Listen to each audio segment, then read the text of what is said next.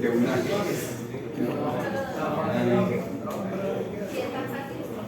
Bien, vamos a avanzar aquí, por favor. ¿Ok? IS 010, parte 2, que es agua fría, 2.1 instalaciones. El sistema de abastecimiento de agua de una edificación comprende las instalaciones interiores. ¿Desde dónde? Desde el medidor, todas las redes interiores, pero siempre parte desde el medidor. ¿Ok? Desde el medidor nosotros vemos todas las redes interiores. ¿Ok? Hasta cada uno de los puntos de consumo. Ahora, ¿en qué tenemos que tener en cuenta acá? Algo, nosotros lógicamente estamos avanzando esta parte para un diseño. ¿Ok? Lo que estamos analizando nosotros es un diseño.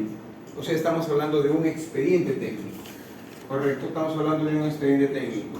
¿Ok? Entonces, ahí les comento, como partes de un expediente técnico, ¿no? Entendemos que empezamos siempre por unos estudios básicos, que es la primera fase de un expediente técnico. Luego la segunda fase es, ¿qué son? Especialidades.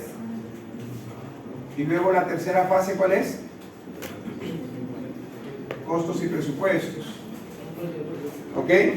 En la primera fase, bueno, vemos los estudios básicos, lo que es la topografía, suelos, EVAR, demolición, en caso lo hubiese, y un anteproyecto de arquitectura. ¿Ok? En algunos casos también les van a pedir demanda, pero dependiendo del sector. ¿Ok? Luego en especialidades les van a pedir arquitectura, estructuras, instalaciones eléctricas e instalaciones sanitarias. Aquí nosotros aquí lo que nosotros estamos ahorita, en nuestro curso. ¿Qué documentos nosotros tenemos que ingresar en un expediente técnico en el caso de instalaciones sanitarias? ¿Qué documentos ingresamos? A ver, ingresamos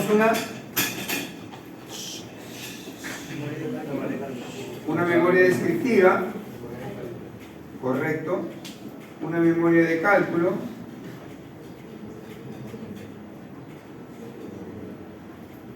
ingresamos planos. ¿Ok? ¿Qué nosotros ingresamos o qué datos nosotros colocamos en una memoria descriptiva?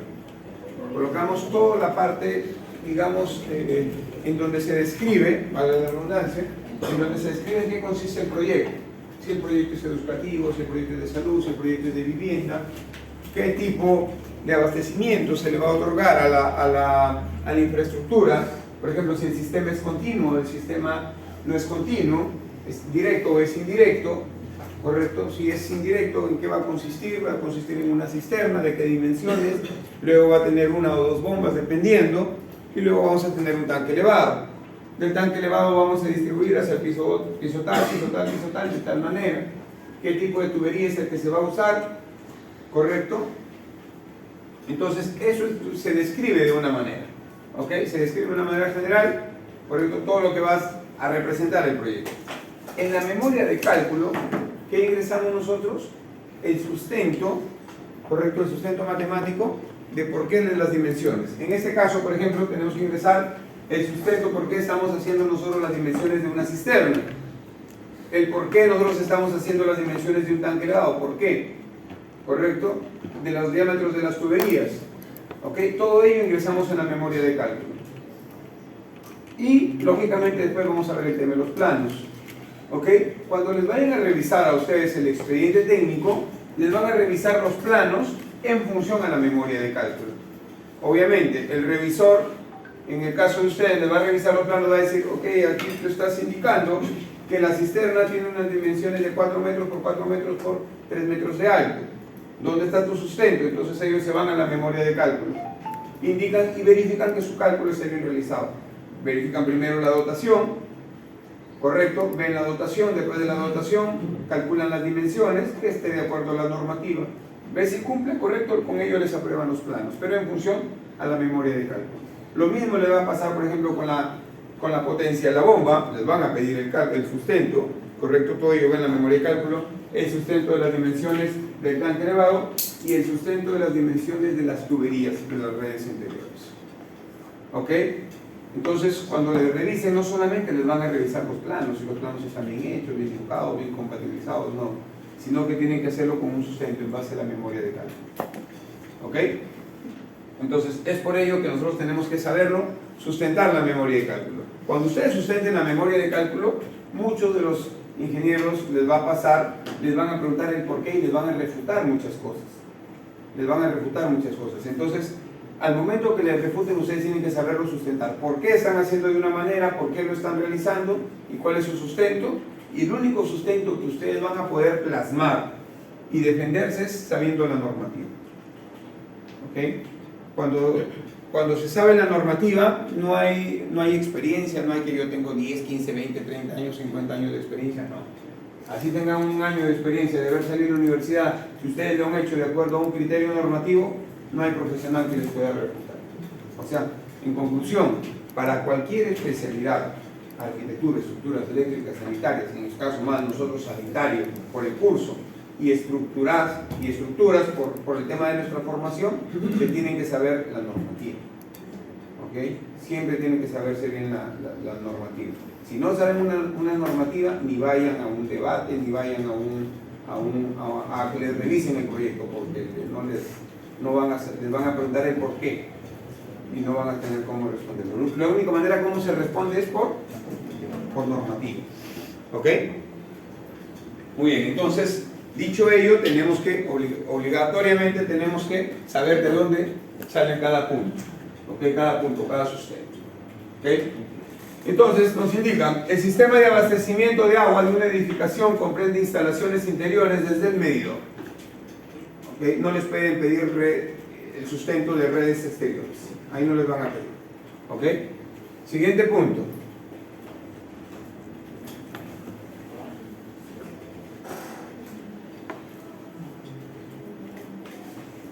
El sistema de abastecimiento de agua fría para una edificación deberá ser diseñado tomando en cuenta las condiciones bajo las cuales el sistema de abastecimiento público presta el servicio.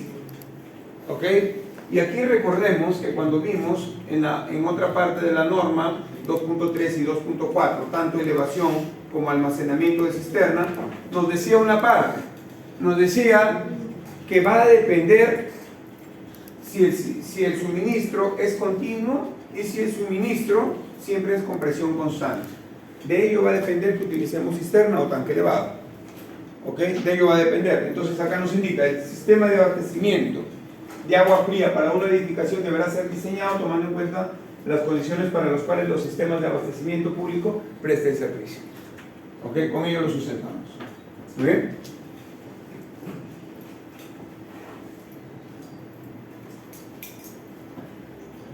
Siguiente punto. Las instalaciones de agua fría deben ser diseñadas y construidas de modo que preserven su calidad y garanticen su calidad, presión, servicio en los puntos de consumo. Aquí nos detenemos un poquito y vemos lo siguiente. Punto muy importante acá, preserven su calidad. Cuando habla de calidad no solamente habla propiamente del producto, sino que para preservar su calidad se tiene que tener en cuenta el mantenimiento. ¿Ok? Si no se hace un adecuado mantenimiento de los depósitos de almacenamiento, pues obviamente la calidad del agua no va a ser, no vamos a pretender una buena calidad. Entonces, cuando les indiquen el por qué ustedes dan unas determinadas dimensiones, ¿ok? Si aquí nosotros tenemos nuestra cisterna, ¿ok? Y habíamos indicado una altura mínima, correcto, y aquí vemos, ojo, que las dimensiones de la cisterna, si bien es cierto, la norma nos da el volumen, más no las dimensiones. Esas dimensiones las colocamos nosotros a criterio. ¿Ok? Aquí habíamos estimado una altura de 1,60. ¿Y por qué lo habíamos estimado? Para cuando eso se tenga que hacer limpieza, pues obviamente una persona, ¿no?, puede ingresar a hacer mantenimiento. ¿Ok? ¿Cómo lo sustentan? Las dimensiones, porque les van a decir, pero ¿por qué has tomado esas dimensiones? ¿Ok? Nosotros necesitamos preservar la calidad, y con ello implica un adecuado mantenimiento. ¿Ok?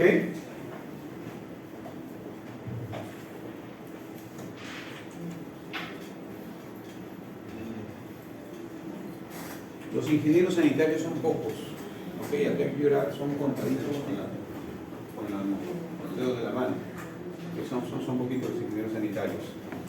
Entonces, esto son bastante exigentes, sí, conocen del tema, sí, pero hay quienes se dedican, por ejemplo, a redes exteriores, hay quienes se dedican solamente a redes interiores, hay quienes se dedican a aguas subterráneas. La especialidad es muy interesante, ¿no? He tenido la oportunidad de trabajar con varios de ellos y tienen unos criterios muy buenos, ¿no? Lógicamente, estas recomendaciones que yo les doy, pues yo no soy ingeniero sanitario, soy ingeniero civil, son prácticamente recomendaciones que ellos daban en el proyecto, ¿no? He tenido la oportunidad de tener a cargo los equipos de trabajo, entonces en donde ellos siempre nos daban esas acotaciones. ¿Ok? Siguiente punto. En toda nueva edificación de uso múltiple o mixto, viviendas, oficinas, comercios u otros similares, la instalación sanitaria de agua fría se diseñará obligatoriamente para posibilitar la colocación de medidores internos para consumo de cada unidad independientes, además del medidor general de consumo de la conexión domiciliaria ubicado en el exterior. Ok, aquí viene un tema. Por ejemplo, si ustedes verifican o nos imaginamos ahorita que vamos a construir un proyecto multifamiliar, ¿okay? Un edificio pequeño, 5 pisos, 4 departamentos por piso, estamos hablando de un edificio de 20 departamentos, ¿okay? Si nosotros, cada uno de ustedes en su vivienda, saben que tiene un medidor, entonces se paga el agua de acuerdo al contómetro, a lo que da, a la cantidad de cubos que indica el medidor, y de acuerdo a ellos hay una tarifa y se paga de acuerdo al agua. ¿Ok? Ahora consulta, ¿qué es lo que sucede o cómo se imaginan que debe de ser una distribución correcta, o se imaginan si está normado para un edificio de 20 pisos? ¿Cómo debería de ser? Un medidor para cada departamento, un medidor general y una cuota se distribuye entre todos. ¿Creen que esté normado ello? ¿Está regulado? Si les preguntan a ustedes.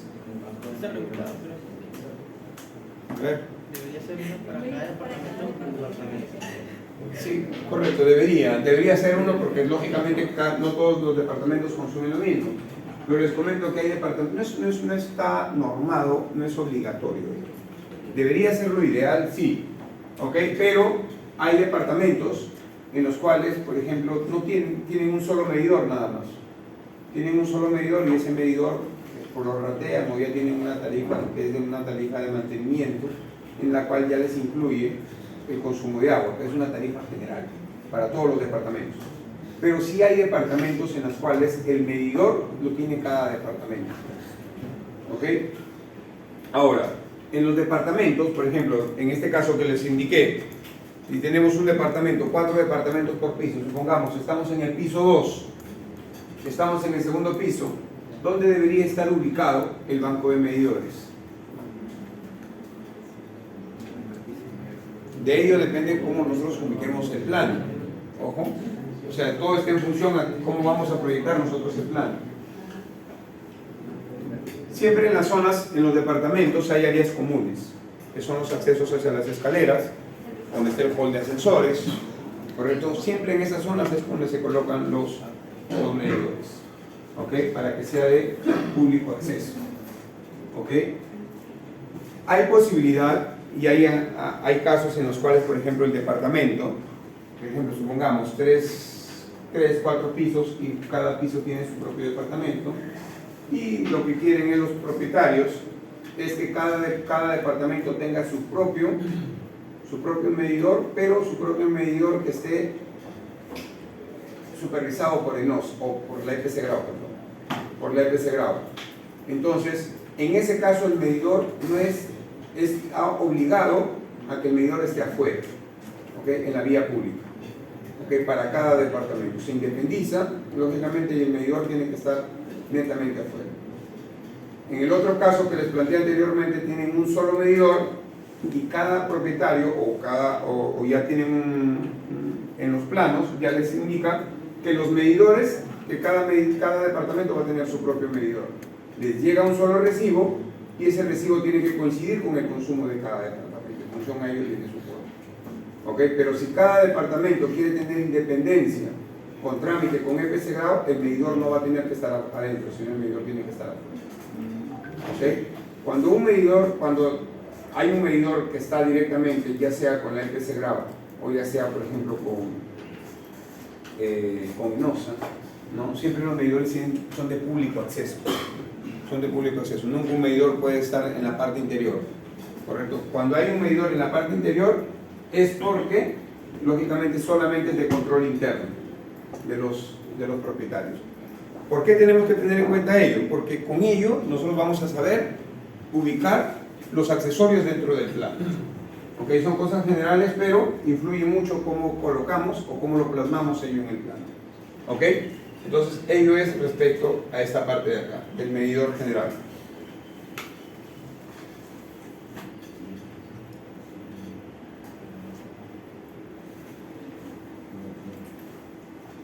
Bien, aquí nos refuerza un poquito. Dice, en general, los medidores internos deben ser ubicados en forma conveniente y de manera que estén adecuadamente protegidos, en un espacio impermeable, bueno, y de dimensiones suficientes para su instalación o remoción en caso de ser necesario, de fácil acceso para eventuales labores de verificación, mantenimiento y lectura, de fácil acceso, más no indica de público acceso. ¿Okay? Cuando sí es directamente con la entidad, con el EPC grado, sí tiene que ser de público acceso, o sea, en la parte exterior de la vivienda. ¿Okay?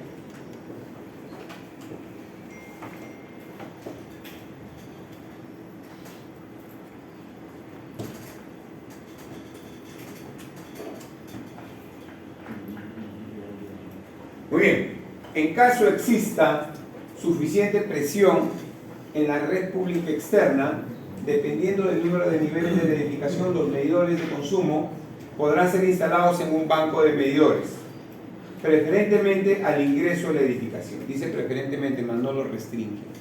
¿Se dan cuenta el término de las palabras? ¿Okay? Dice preferentemente, mas no dice obligatoriamente o solamente. ¿Ok? Desde el cual se instalarán las tuberías de alimentación para cada uso.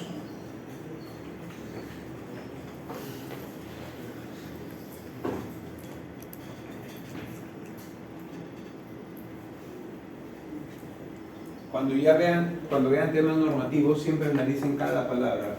Una palabra solamente cambia completamente el rumbo del tema. ¿Okay? En caso de que el diseño de la instalación sanitaria interior del edificio se realice con un sistema de presión con cisterna y tanque elevado, se usa un sistema de presión con tanque hidroneumático, los medidores de consumo podrán ser ubicados en espacios especiales diseñados para tal fin dentro de la edificación. Bueno, eso es cuando utilizamos la parte de sistemas de presión constante. No es ahorita parte de nuestro tema.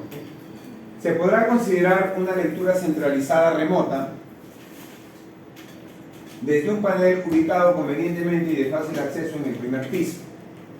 En este caso, además de lo que se indica en el inciso E, el inciso K de los medidores generales, ¿ok?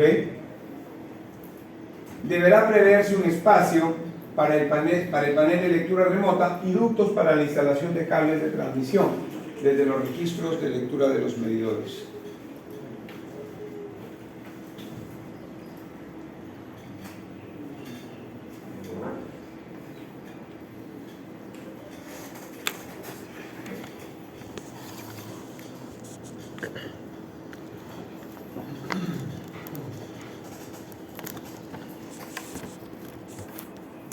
Se podrán disponer de un sistema de abastecimiento de agua para fines industriales, exclusivamente siempre que, para fines industriales, dicho abastecimiento tenga redes separadas, sin conexión alguna con el sistema de agua para el consumo humano, debidamente diferenciadas, y se advierta a los usuarios mediante avisos claramente marcados y distribuidos en lugares visibles adecuados, diferenciando agua de consumo humano con agua para uso industrial.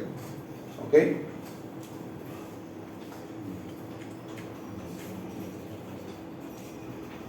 Punto importante, ¿ok? No se permite o no se permitirá la conexión directa desde la red pública de agua a través de bombas u otros aparatos mecánicos de elevación. Quiere decir que si nosotros tenemos una vivienda y queremos conectar directamente una bomba a la red pública y de ahí abastecernos con agua, no está permitido. Que ahora, en la realidad, se dan casos, sí hay casos. O sea, sí hay casos en los cuales, por ejemplo, ustedes pueden ver que la vivienda está conectado directamente a una bomba y la vivienda, pues, lógicamente va a tener agua. ¿Ok? Pero eso no está permitido.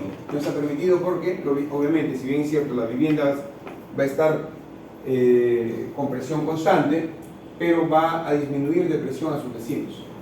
¿Ok?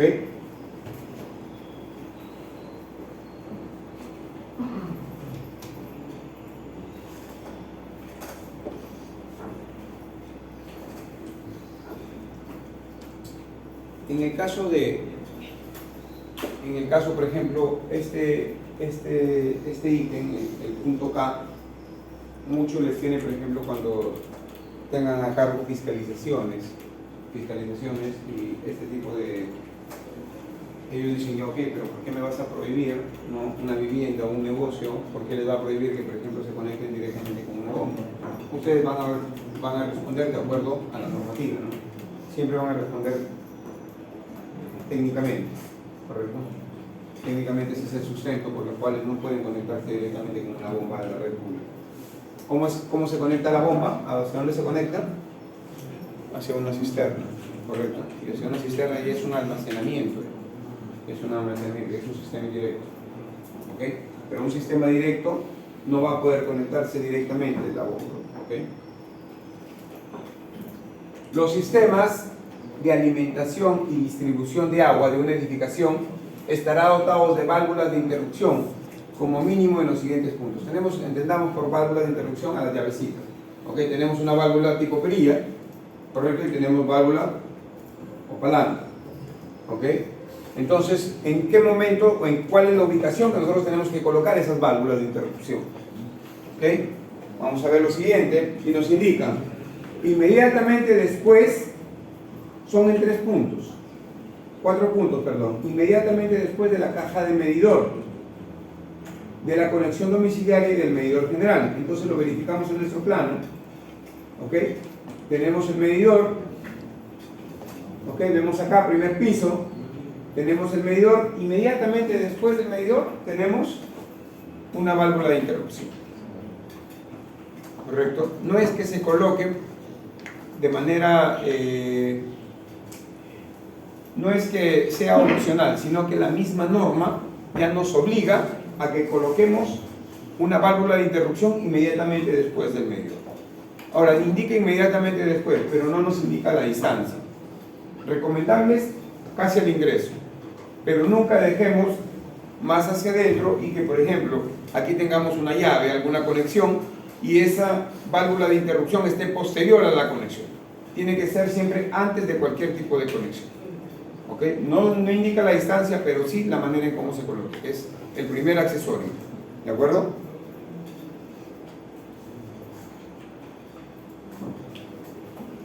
Ahora, cuando a ustedes les toque, por ejemplo, supervisar un proyecto, lo primero que ven estas normativas, ¿no? Por ejemplo, lo primero que hacen es, ven el plano, y el plano, lógicamente, ven en el ingreso que tenga su válvula de interrupción. ¿Okay? Ya lo están sustentando técnicamente.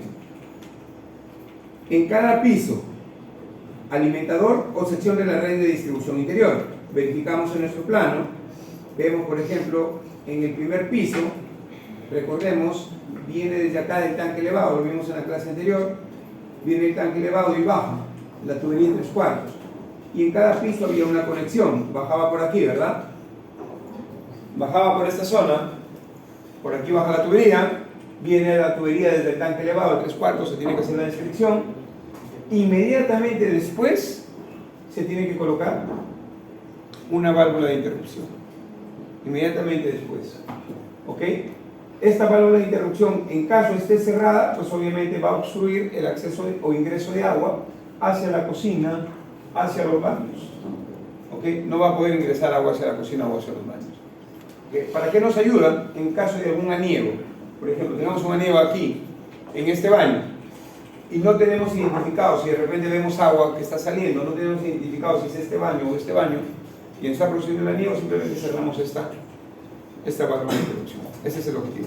Y si no tenemos identificado en qué piso es el aniego, ya cerramos la válvula general. ¿Ok?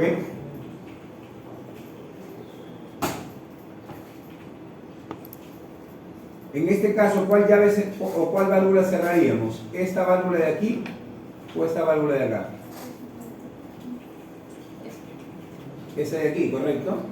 ¿Ok? Esa de aquí es para ingreso hacia la cisterna. Correcto, si cerramos esa de aquí, solamente estamos cerrando el ingreso a la cisterna.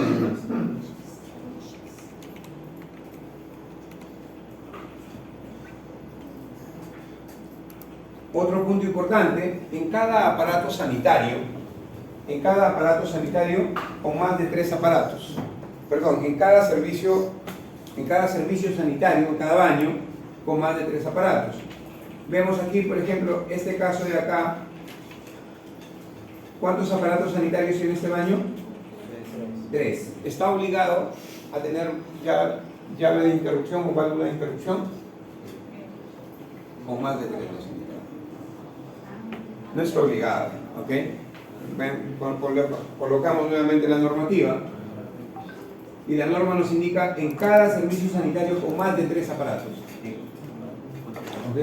Con más de 3 aparatos. Entonces, técnicamente este baño no debería de tener una válvula de interrupción. ¿Ok? No debería de poseer. No debería.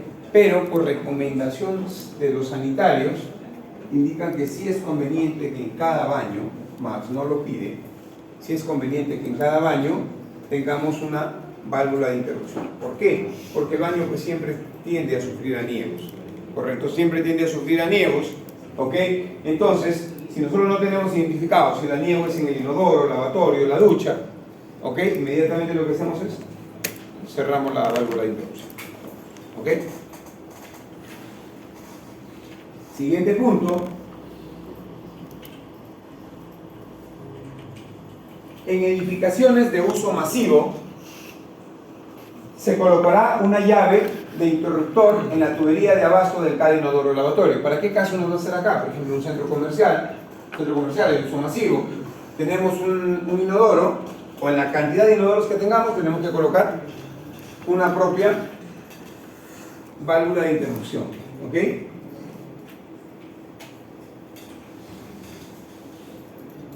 Última recomendación acá. No deberán instalarse válvulas en el piso, ¿ok? Nunca van a encontrar una válvula, por ejemplo, a nivel de piso terminado, ¿ok? Nunca van a encontrar una válvula ahí, o en lugares inundables, ¿ok?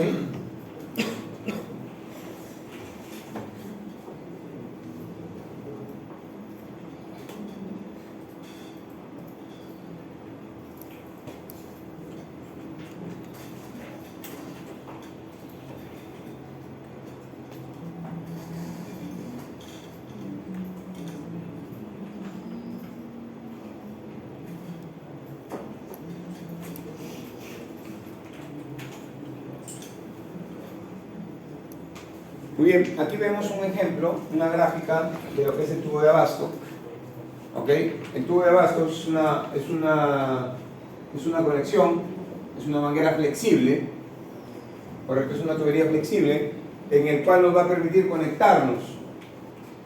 Sabemos que las instalaciones vienen empotradas, vienen por pared, correcto, vienen por pared y a su vez nos instalamos desde la pared, hacemos la conexión y viene esta tubería flexible y se conecta ya al aparato, ya sea al tanque del inodoro, correcto, a los lavatorios, ¿ok? Pero ya es de manera flexible, ¿ok?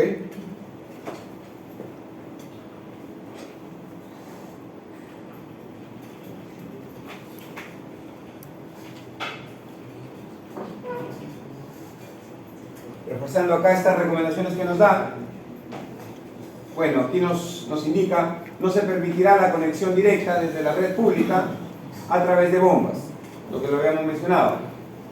El sistema de alimentación de distribución de agua de una edificación estará dotada por estos 4 puntos. Inmediatamente después de la caja del medidor, correcto, punto 1, punto número 2, en cada piso, punto número 3, en cada servicio sanitario con más de 3 aparatos, no necesariamente 3, y en edificaciones de uso masivo se colocará una llave de interruptor. ¿Ok? Recomendaciones. Los diámetros de las tuberías de distribución se calcularán por el método de Hunter, método de gastos probables, que no es el único método, ¿ok? No lo restringe, ¿no? Podrá utilizarse cualquier otro método racional para calcular tuberías de distribución siempre que sea debidamente fundamentado, ¿ok? El método que nosotros vamos a ver, que es el método de Hunter, que es el que nos indica la norma, no es el único método, ¿ok? La misma norma lo indica, pero tiene que ser debidamente fundamentado, ¿correcto? Tenemos una presión máxima, que son 50 metros columna de agua, y tenemos una presión mínima, que es de 2 metros columna de agua. ¿Y eso para qué nos va a ayudar? Ya en el diseño de las redes interiores,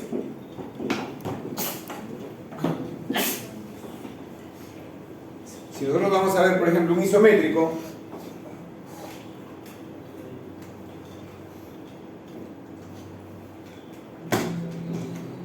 tenemos el tanque elevado, baja hacia el siguiente nivel, supongamos, viene acá hacia la cocina, ¿no? Tenemos aquí los lavaplatos, venimos hacia acá, hacia un baño, lavatorio, inodoro y ducha, tenemos acá lavatorio, inodoro, y aquí la ducha, ¿ok? Y así lo tenemos para los siguientes niveles.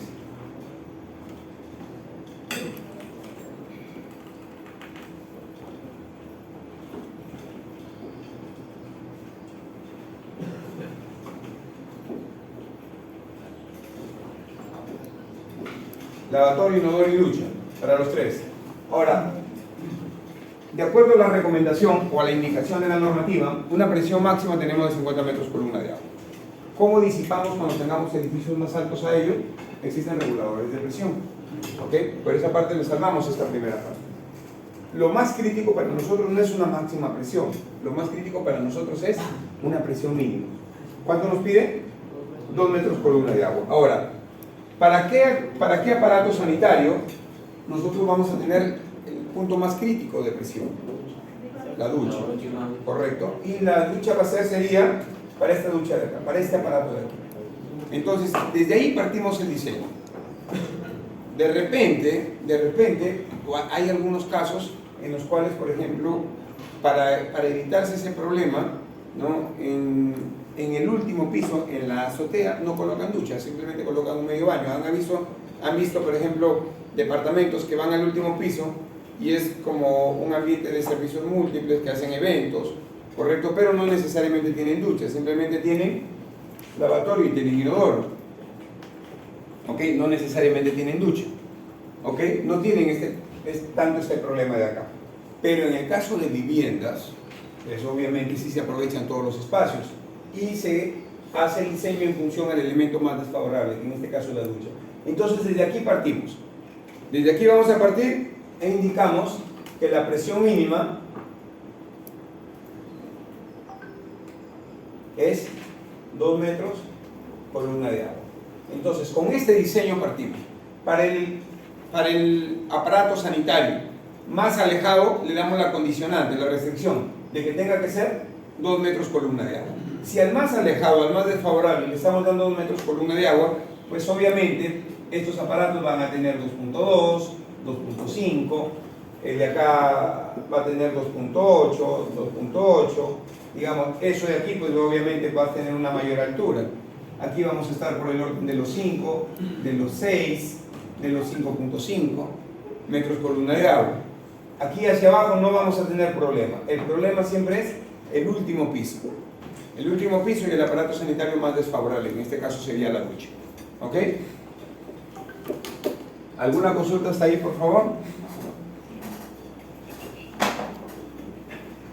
Bien, siempre tenemos que tener en cuenta el plano arquitectónico, ¿ok? Desde ahí siempre vamos a partir.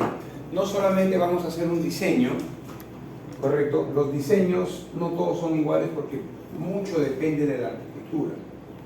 Mucho depende de la arquitectura. Entonces, este es el ejemplo que nosotros hemos visto para el modelamiento en el Revit.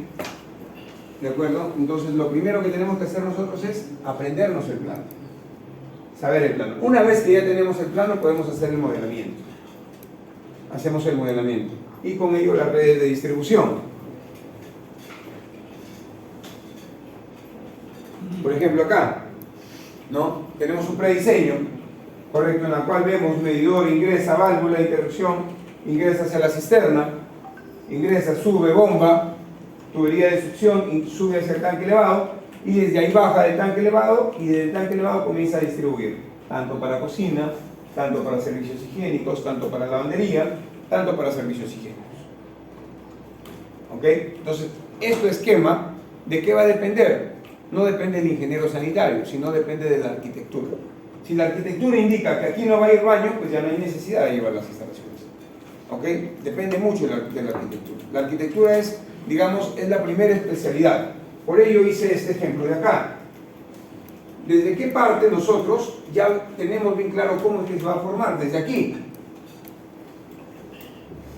Desde el anteproyecto de arquitectura. Cuando estamos en los estudios básicos, ¿correcto? Cuando estamos en los estudios básicos, se aprueba un anteproyecto de arquitectura. El anteproyecto de arquitectura es esto. Eso estoy ahí.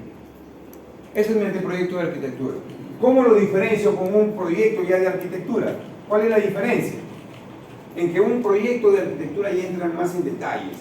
¿En qué sentido? Mientras aquí todavía me lo está indicando de esa manera, aquí por ejemplo el plano no me está diciendo si la pintura va a ser de color blanca, si la pintura va a ser verde, si la pintura va a ser marrón, si este vidrio de la mampara, por ejemplo, va a ser vidrio pavonado, no va a ser pavonado, ¿correcto? Si la ves una ventana alta, qué tipo de vidrio va a ser, si la ventana es pivotante, o si la puerta es de madera, es de vidrio, es contraplacada, ¿ok? En conclusión, aquí va a ir de una manera general, aún estamos en estudios básicos. Cuando se aprueba esta especialidad, como este plano de acá, como les menciono, aquí no indican los detalles de cómo va a ir la arquitectura. Esos detalles no nos tendrían por qué importar a una especialidad de instalaciones sanitarias. Por ejemplo, para colocar las tuberías o para ver los diámetros de las cisternas y de tanque elevado, no nos tendría por qué impedir de qué color va a ser la puerta, de qué color van a ser las ventanas, y las ventanas de qué tipo de vidrio son. Son detalles, pero esos detalles no implican que nosotros me restrinja avanzar instalaciones eléctricas o sanitarias. ¿Me dejo entender? Entonces, cuando se aprueba un anteproyecto de arquitectura, pasamos a ver la parte de arquitectura. ¿Cuál es la diferencia? Que aquí en arquitectura se ve detalles. Esa es la diferencia. El tipo de cerrajero, ¿no? Si de repente es solamente el muro escaravista. Esos son detalles, pero que esos detalles no implican a la parte sanitaria. Entonces ya con el anteproyecto de arquitectura yo puedo ver la parte sanitaria, puedo ver la parte eléctrica y puedo ver la parte de estructuras. ¿Ok? ¿De acuerdo? Entonces ya con ello, nosotros pues obviamente con este anteproyecto de arquitectura, nosotros ya desarrollamos, con este anteproyecto de arquitectura ya desarrollamos y hacemos las colocaciones de las tuberías. Ahora, ¿por qué lo hacemos de esa manera? Porque imaginemos, ¿vamos a necesitar tener los detalles de arquitectura para hacer el diseño de instalaciones sanitarias? No necesariamente. Vamos a perder tiempo ahí. ¿Ok? ¿Qué es lo que hacemos? Desde el anteproyecto ya podemos hacer un diseño. Aprobado el anteproyecto. ¿Ok? Esas son las fases para un estudio, para un expediente técnico. ¿Correcto? Punto importante acá. Las cajuelas. Estamos hablando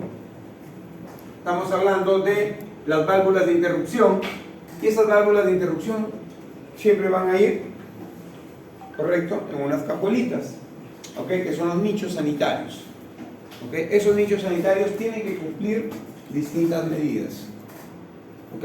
Tienen que cumplir distintas medidas. ¿Y en función a qué? Al tipo, cómo va a ir la tubería. ¿Ok? Mire, por ejemplo, aquí viene la tubería, y ingresa a 90 grados. Por ejemplo, aquí va la tubería y pasa recto. Aquí como viene la tubería y vuelve a avanzar. Por ejemplo, para el caso de nuestro plano, ¿cómo es que se van a dar? Si nosotros vemos nuestro plano,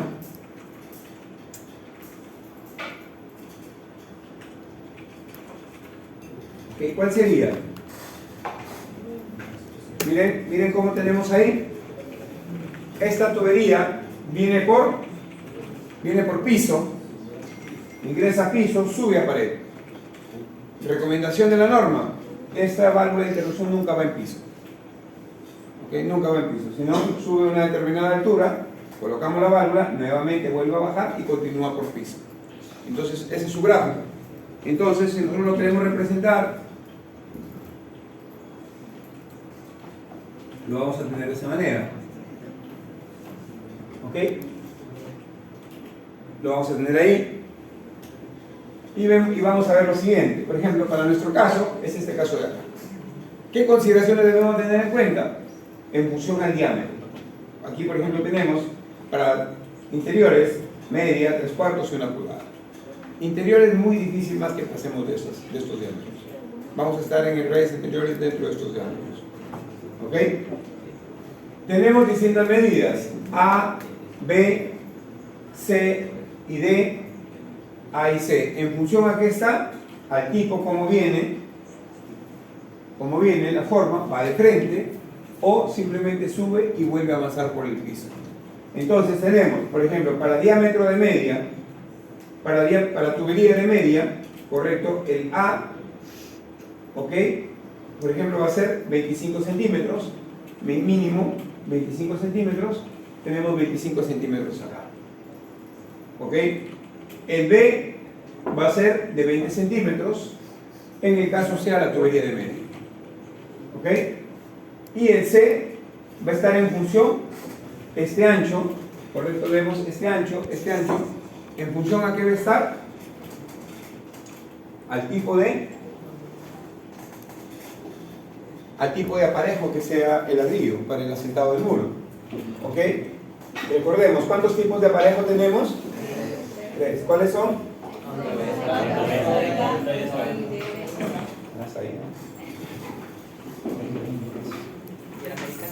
Muy bien, tenemos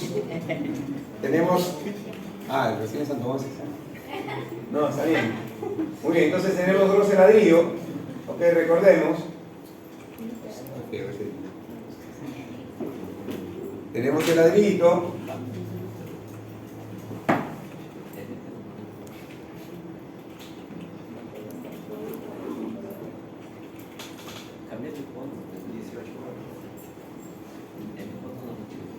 ¿Ok? Ahora, una pregunta, aprovechando. ¿Ok? Tenemos aquí los orificios. ¿Cuál es el orificio más, o cuál es la cantidad? 30%. ¿Ok? Si pasamos de ellos, si estamos mayor a ello, ya no es ladrillo. Igual se le considera hasta 30 es ladrillo sólido o macizo. Pasando los 30 es ladrillo hueco. ¿Ok? Entonces, mucho depende de ello, de estos espesores. ¿Cuántos son estas dimensiones? 12. Aquí. 24. 22. Entonces, nosotros vamos a hacer un aparejo en el cual lo asaltemos la parte más crítica, que es cuando sea de, ¿cómo se llama este aparejo?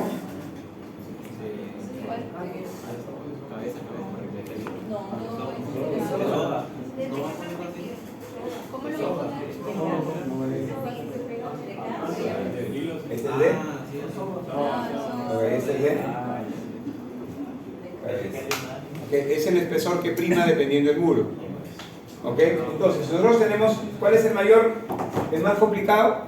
Que lo asentemos el ladrillito, digamos, en su menor espesor. ¿Okay? Si lo asentamos en su menor espesor, ¿qué complicación vamos a tener acá? Con las cajas. Estas cajas son metálicas. ¿Ok? Ya vienen estas cajuelas.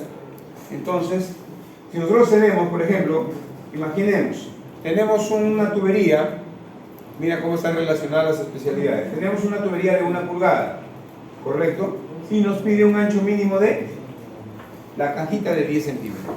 Si nosotros vamos a tener un aparejo de canto, ¿ok? Y el murito, sabemos que lo vamos a ver, vamos a sentarlo y lo vamos a ver en planta el muro.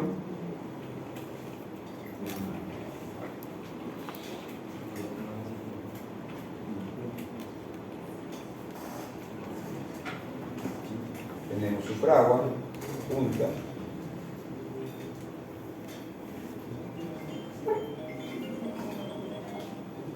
Con su punta. Y aquí tenemos un espesor de 8 centímetros. Sin este estamos viéndolo en planta, ¿ok? Esta es una vista en planta. ¿Ok? Si en una vista en planta vamos a sentar el muro, ¿qué es lo que va a pasar? Vamos a colocar esta cajuela, supongamos, que nos piden de 10 centímetros. La cajuela que nosotros vayamos a colocar prácticamente va a sobresalir. ¿Ok? Va a sobresalir. Entonces, aquí viene el tema. Cuando se hace un anteproyecto de arquitectura, miren por eso la importancia de la compatibilización de las especialidades. Cuando se hace un anteproyecto de arquitectura, el arquitecto dice, mi muro va a ser de 8 centímetros. ¿A quién le afecta hasta ahí? Todavía a nadie. ¿Por qué? Porque no hemos pasado aquí todavía. No hemos pasado a esta etapa en la cual el sanitario indique, oye, pero ahí por si acaso, en tu muro de 8 centímetros voy a colocar una cajuela de espesor de 10 centímetros. Todavía él no tiene esa indicación. Por lo tanto, él se va a quedar todavía con su muro de 8 centímetros. ¿Correcto? Entonces, pero cuando pasemos acá, cuando pasemos a esta especialidad, el ingeniero sanitario le va a decir, oye, mira, tu muro es de 8 centímetros, la cajuela no va a entrar. Por lo tanto, tu muro aumenta el espesor, que bien sea de cabeza o bien sea de soda. Por lo tanto, entonces, ahí viene la compatibilización de especialidades. Entonces, ¿qué es lo que va a hacer el arquitecto? Va a aumentar el espesor de su muro. ¿Ok? Y eso mismo pasa no solamente con la parte sanitaria. Yo les pongo aquí un ejemplo de la parte sanitaria, pero realmente también pasa con la parte eléctrica. A veces hay muros proyectados, ¿ok?, de canto, y por ejemplo ahí se tiene que colocar un tablero, ¿correcto? Se tiene que colocar un tablero, entonces las dimensiones del tablero no van a entrar en el espesor de un muro de canto. Entonces es por ello importante la compatibilización, pero tengan en cuenta las etapas del expediente técnico. ¿Ok? Si bien es cierto, cuando el sanitario diga, oye, ¿por qué no han tenido en cuenta? Si yo voy a tener un momento, todavía estamos en esta parte de acá, cuando se le pasaron los planos al sanitario, se le pasaron en esta fase. Por eso es que sí o sí se tiene que hacer una compatibilización. ¿Ok? Bien, el D, correcto, debe hacer el ancho. En este caso, por ejemplo, 25 centímetros, un D mínimo para tubería de media, de 3/4 y de 1 pulgada. ¿Por qué tenemos que saber estas medidas? Porque nosotros que vamos a ingresar todos estos accesorios, los vamos a ingresar en un modelamiento, los vamos a ingresar en el Revit, vamos a ingresar cajuelitas. Esas cajuelas ya están en las dimensiones dadas. Perdón, o sea, ya está el modelo, pero tenemos que adaptarlo a distintas medidas. ¿En qué van a ser las medidas que nosotros lo adaptemos? En función a los cálculos de las tuberías que nosotros vayamos a realizar. Calculamos los diámetros de la tubería, vemos cuál es la medida del nicho sanitario y de acuerdo a ello lo ingresamos cada nicho sanitario en nuestro modelamiento de Revit. ¿Ok? ¿Alguna consulta hasta ahí?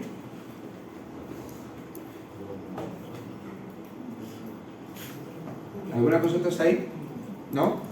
Bien, me pasan la lista por favor, nos vemos mañana en el examen. ¿Sí?